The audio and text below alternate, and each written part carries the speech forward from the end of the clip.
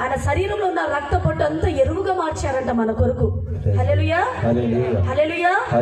ఈరోజు మనం విత్తనం వేసి రాత్రంతా పొలంలో చేనులో ఉన్న ప్రతి వ్యక్తులు అంటారు, రాత్రంతా మెలుగు కలిగినట్లు ప్రార్థన చేయాలి. మనం ప్రార్థన చేయాలి. విత్తనం వేసి పడుకుంటాం.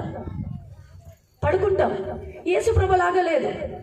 విత్తనాన్ని మీరు వేసినప్పుడు మీ కొరకు నేను మెలుగు కలిగి ప్రార్థిస్తూ ఉన్నాడు.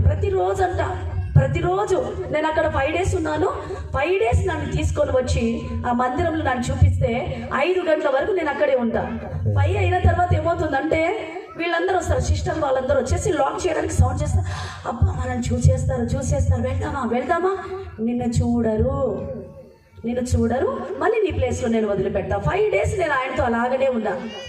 ఆ నిబంధనే నా జీవితంలో ఇప్పటి వరకు, నా పెళ్ళైనా, నా పిల్లల 3 పుట్టినా, నా పిల్లలు ఎదిగినా, నా భర్త విషయంలో ఉద్యోగంలోనా, ఎన్ని ఉన్నా కూడా నా దేవుణ్ణి నేను విడలేదు.